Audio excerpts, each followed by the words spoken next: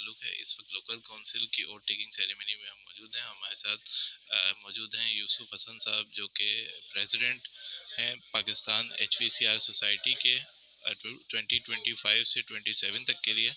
और सर, सबसे पहले तो बहुत बहुत मुबारकबाद। बहुत शुक्रिया, जज़ाकल्लाह, बहुत शुक्रिया। सर, हमें आप हमारे व्यूवर्स को बताइएगा कि आपने माशाल्लाह जो प्रेसिडेंटशिप के लिए जो है वो आपकी इलेक्शन हुई है इसमें, तो क्या अब आपकी स्ट्रेटजी होगी इसके हवाले से कि HVCR सोसाइटी को अब किस लेवल पे आप लेके जाएंगे अपने 2 साल में, और क्या इसमें ओवरऑल स्ट्रेटजीज होगी? देखिए, बात यह है कि दुनिया आपको पता है बड़ी तेज़ी से आगे बढ़ रही है, और हमारी फील्ड में जितनी इनोवेशंस आ रही हैं, हमें उनके ऊपर चलना चाहिए। Unfortunately we have got certain limitations as far as manufacturing sector is concern. लेकिन मेरा एक मोटो ये है कि हमें पाकिस्तान में, हमारी बहुत बड़ी कौम है, हमें लोकल मैन्युफैक्चरिंग पे तवज्जो देनी चाहिए विद क्वालिटी। अनफॉर्चुनेटली हमारे यहाँ क्वालिटी पे तवज्जो नहीं है। तो एक तो मेरा मोटो ये है। दूसरा, स्टूडेंट्स जो हैं वो किसी भी कौम का एक सरमाया होते हैं। हमें स्टूडेंट्स को बहुत ज़्यादा तवज्जो देने की ज़रूरत है, अपनी सोसाइटी के मेंबर बनाएं, और उनको फ्यूचर में वो क्या बनना चाहते हैं उनको लेक्चर दें, उनको समझाएं कि देखो ये फील्ड भी एक मौजूद है।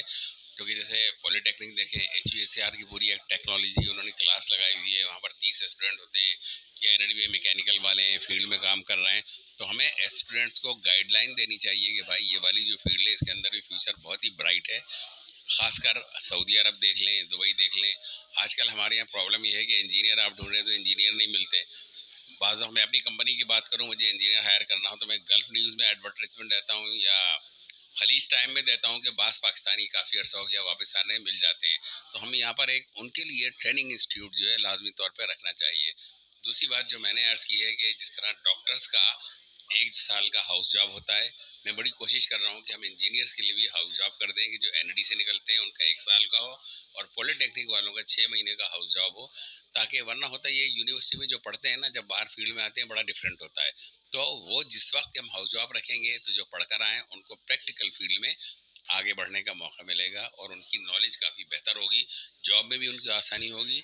दूसरा, मैंने अपने GS साहब से कहा है कि एक रिसोर्स बुक बनाएं तमाम इंजीनियर्स का, सब इंजीनियर्स का, और अपनी सोसाइटी में रजिस्टर कर लें, ताकि जिस वक्त के अगर हम उनकी हेल्प कर सकते हैं आगे बढ़ने में हायर एजुकेशन के अंदर या जॉब दिलवाने में, तो हमें करना चाहिए। मेंबरशिप के वाले से भी हमने जैसे कि सुना कि अब जो है काफ़ी मेंबरशिप पिछले 2 साल के टेन्योर में ख़ासतौर पे कराची में भी हुई, दूसरे शहरों में भी हुई।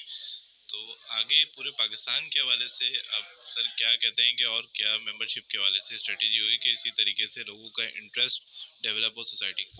देखिए, तमाम चीज़ें होती हैं, आपको भी पता है कि इंटरेक्शन अगर हो ना उससे बढ़ता है। अभी बहुत से लोगों को पता नहीं है। मैंने अपने जो कमेटी बनाई है, कमेटी के पास लोगों को कहा है कि हर शहर में जितनी यूनिवर्सिटीज़ हैं, पॉलिटेक्निक्स हैं, उनके अंदर जाके ज़रा इंटरेक्शन पैदा करें, सोसाइटी को और मज़ीद इंट्रोड्यूस कराएं, ताकि हमारे पास मेंबरशिप काफ़ी बढ़ जाएगी, मुझे उम्मीद है वहाँ से। और दूसरी बात, जैसे एस्टेट देखें, वो भी स्टूडेंट मेंबर बनाते हैं।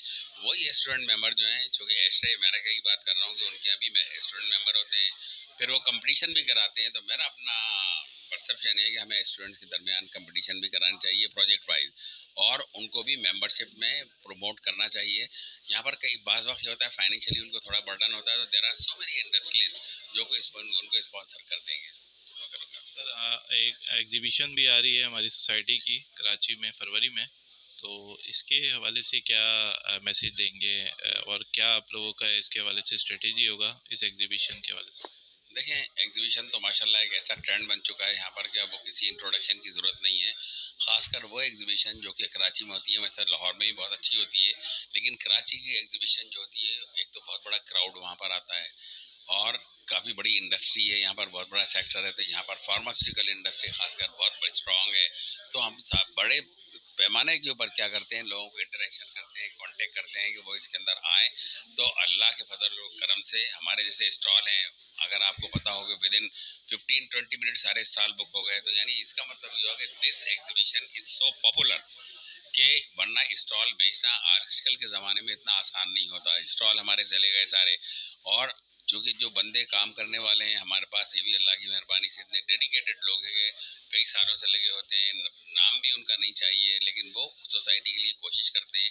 तो उसी की वजह से हमारी जो इंडस्ट्री है काफ़ी डेवलप भी कर रही है। अगर आज से 10 साल पीछे देखें तो हमारे यहाँ इतने लोकल मैन्युफैक्चर नहीं थे, वो भी हो रहे हैं। और दूसरी बात ये, हमारे यहाँ इस फील्ड में ग्रोथ काफ़ी ज़्यादा है। इवन चाइनीज़ को आप देख लें, टर्किश को देख लें, उनका बेनतहा इक्विपमेंट हमारे यहाँ आ रहा है। जो कि मैं समझता हूँ कि पाकिस्तान जो है ना आजकल बड़े हाई स्टीम में है as far as growth is concern. नई इंडस्ट्री भी लग रही है, वरना काफ़ी अर्से हमारे यहाँ नहीं लग रही थी।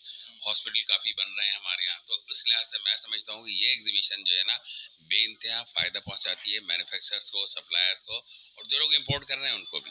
तो बहुत बेहतरी आएगी इसके अंदर। तो आपकी लीडरशिप में इसमें चार चांद लगे, और आपका एक माशाल्लाह बहुत पुराना एक्सपीरियंस है इस फील्ड के अंदर, और इंशाल्लाह जितने भी लोकल कॉन्सेज हैं वो भी इससे वो अपने थ्रू आउट टेन्योर में भी फ़ायदा उठाएं, और इस एग्जीबिशन के लिए भी सब लोग फ़ायदा उठाएं। बहुत शुक्रिया सर। और एक बात मैं ज़रूर कहूँगा कि आप लोग भी माशाल्लाह बड़े सालों से निकाल रहे हैं, और आप लोग का बड़ा कंट्रीब्यूशन है। I appreciate that.